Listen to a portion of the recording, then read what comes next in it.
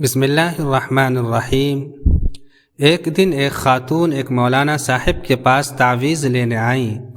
کہنے لگی، مولانا صاحب، جب سے میرے بیٹے کی شادی ہوئی ہے وہ بدل سا گیا ہے، ہماری بات نہیں سنتا، اپنے سسرالیوں کو بہت عزت دیتا ہے، اپنی ساس، سسر اور بیوی کی بات بہت مانتا ہے، ایسا لگتا ہے گویا اس کے سسرال والوں نے جادو ٹونے کے ذریعے اسے اپنے بس میں کر لیا ہے، میرے بیٹے کو ہم سے چھین لیا ہے، کوئی تعویذ دے دیجئے کہ میرا بیٹا جیسا پہلے تھا ویسا ہی ہو جائے۔ مولانا صاحب خاتون کی یہ ساری باتیں بڑی خاموشی سے سنتے رہے۔ خاتون کی بات مکمل ہوئی تو مولانا صاحب نے کہا، بہن ذرا مجھے یہ بتائیے کہ آپ کے بیٹے کے کمرے میں جو بیڈ ہے وہ کس کا ہے؟ عورت بولی، جی وہ اس کی بیوی جہیز میں لائی تھی، اور اس پر جو بستر ہے وہ بھی جہیز میں لائی تھی، اور وہ صوفہ جو اس کے کمرے میں رکھا ہے جی وہ بھی بہو جہیز میں لائی تھی، اور وہ الماری جس میں آپ کے بیٹے کے کپڑے رکھے ہوئے ہیں جی وہ بھی اس کی بیوی کی ہے، اور جس برتن میں وہ کھانا کھاتا ہے، پانی پیتا ہے وہ بھی اس کی بیوی کا ہے، اور جس ڈریسنگ کے سامنے کھڑے ہو کر وہ کنگھی کرتا ہے، اس کنگھی برش سے لے کر آئینے تک سب آپ کی بہو کا ہی ہوگا؟ اس سوال کے جواب میں عورت خاموش رہی اور شرمندگی سے اپنی نظریں جھکا لی۔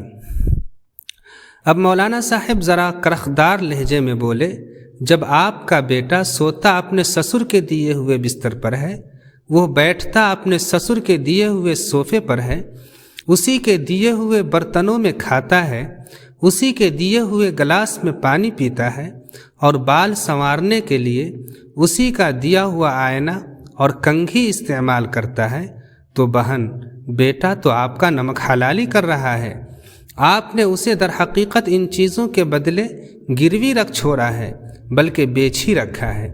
جب وہ کنگھی سے لے کر گلاس تک کسی کا دیا ہوا استعمال کر رہا ہے، بیٹھنے کے لیے صوفہ، بیڈ، بستر، کمبل، چادر سب دوسرے کا دیا ہوا استعمال کر رہا ہے، تو خودداری تو اس کی اسی دن آپ لوگوں نے مار دی جب یہ سب سامان ٹرک پر لاد کر گھر لائے تھے۔ بہن جادو تو آپ نے خود اس پر کروایا ہے، اب جب وہ نمک حلالی کر رہا ہے تو آپ اعتراض کر رہے ہیں۔ اگر بیٹا پیدا کر لیا، شادی کے لیے لڑکی بھی ڈھونڈ لی تو سامان بھی خود بناتے، کم از کم اس کی خودی تو زندہ رہتی، غیر کے سامان پر عیاشی کرنے والے سے آپ کون سی وفاداری اور غیرت کی امید لگائے بیٹھی ہیں؟ جائیے آئندہ اپنے دوسرے بیٹوں کو جہیز کے بدلے مت فروخت کیجیے گا۔ اللہ اکبر! یہ مولانا صاحب کے الفاظ تھے یا پگھلا ہوا سیسا؟ محترم ناظرین، یہ باتیں جہیز کے لالچی لوگوں کے منہ پر تماچا ہے۔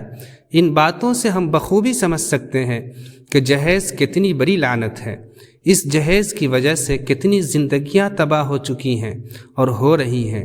تو آئیے ہم عہد کرتے ہیں کہ اپنی آئندہ نسلوں کو ہم جہیز کے بدلے گروی نہیں رکھیں گے۔